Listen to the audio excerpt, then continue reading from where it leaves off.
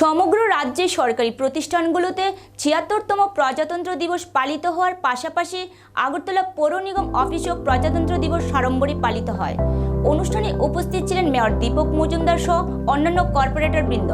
এদিন বক্তব্য রাখতে গিয়ে মেয়র দীপক মজুমদার বলেন, এই দিনটি ভারতবাসীর কাছে অত্যন্ত গুরুত্বপূর্ণ, কারণ এই দিনটিতে সংবিধান গৃহীত হয়েছিল।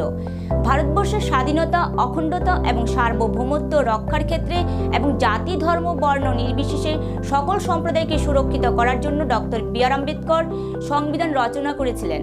তিনি আরও বলেন, যে সমস্ত স্বাধীনতা সংগ্রামীর আত্মত্যাগের ফলে স্বাধীনতা আমরা পেয়েছি, আজকের দিনে তাদেরকেও আমরা শ্রদ্ধার সঙ্গে স্মরণ করছি।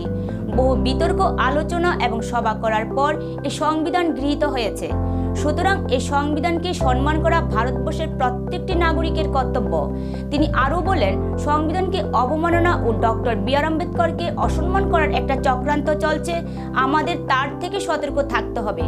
আগামী প্রজন্ম যাতে সংবিধানকে নিয়ে গর্ববোধ করতে পারে, তার জন্য সংবিধানে লিপিবদ্ধ অধিকার এবং কর্তব্য বিষয়ে তাদের জানাতে হবে। এই শুভ মুহূর্তে তিনি সকল ভারতবাসীকে সংবিধানকে রক্ষা করা, মান্যতা দেওয়া এবং সম্মান করার জন্য আবেদন করেন।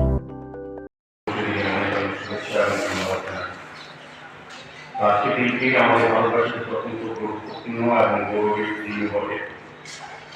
এই দিনে আমাদের পবিত্র সংবিধান গৃহীত হয়েছিল। ভারতবর্ষের স্বাধীনতা, ভারতবর্ষের অখণ্ডতা এবং সার্বভৌমত্ব রক্ষার ক্ষেত্রে এবং জাতি, ধর্ম, সম্প্রদায়কে সুরক্ষিত রাখার ক্ষেত্রে দেশে আমাদের সংবিধান রচনা করেছিলেন ডক্টর বি.আর. আম্বেদকর।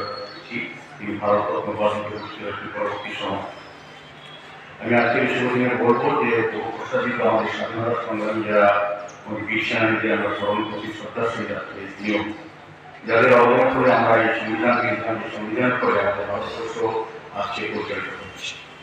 ১৯৭৬ সালে ১৫ই আগস্ট আমি স্বাধীনতা পেয়েছিলাম। তারপরেও বহু আলোচনা, বহু সভা এবং বিভিন্ন আলোচনার মাধ্যমে কিছু সিদ্ধান্তের ভিত্তিতে আজকে দিনটিতে আমাদের সংবিধান গৃহীত হয়েছিল। তার মাধ্যমে আমাদের ভারতবর্ষের সমস্ত কিছু পরিচালিত হচ্ছে। আমার আশা থাকবে যে সংবিধানের প্রতি আমাদের সকলের যাতে দায়িত্ব, কর্তব্য এবং তাকে রক্ষা করা, তাকে সম্মান প্রদর্শন করা, সেটা আমরা প্রত্যেকটি নাগরিকের কর্তব্য। এবং সংবিধান যতদিন সুরক্ষিত থাকবে ততদিন আমরা ভারতবর্ষে সুন্দরভাবে সুরক্ষিত থাকবে। আগে একটা চক্রান্ততা চলছে যে সংবিধানকে অপমান করা, অবমান করা, বিশেষ করে ভারতকে আমরা তিনি সংবিধানের রচয়িতা ছিলেন, তাকে অপমান করা, সংবিধানের প্রতি অশ্রদ্ধা প্রদর্শন করার একটা দেখা যাচ্ছে না ভারতবর্ষে অস্থিরতা। তার থেকে আমাদের সতর্ক এবং সচেতন থাকতে হবে। আমাদের প্রতি মানুষের কর্তব্য হবে আজকে তিনি শপথ করা যে আমাদের পবিত্র যে সংবিধান তাকে রক্ষা করা, তার প্রতি সম্মান প্রদর্শন করা, কারণ বর্তমান এবং আগামী প্রজন্মের কাছে সংবিধানকে তুলে ধরা। কারণ সংবিধানে কি বর্ণিত অধিকার আমাদের মধ্যে আছে, কতটা লক্ষিত হচ্ছে এবং সংবিধান কিভাবে প্রয়োগ করা দরকার ভারতের উন্নয়নে, ভারত সার্বভৌমত্ব রক্ষায় বা সুরক্ষার ক্ষেত্রে, সেদিকে বর্তমান প্রজন্মের কাছে সংবিধানকে আরো কি করে তুলে ধরা দরকার। কারণ সংবিধান দ্বারা আমাদের দেশ পরিচালিত হচ্ছে, আমাদের আইন পরিচালিত হচ্ছে, আমরা সুরক্ষিত থাকছি সংবিধানের কল্যাণে। তাদের সংবিধান আমাদের অন্যান্য গ্রন্থের মতো আমাদের অত্যন্ত পবিত্র এবং গর্বের গ্রন্থ, তার কাছে প্রস্তুত করতে হবে।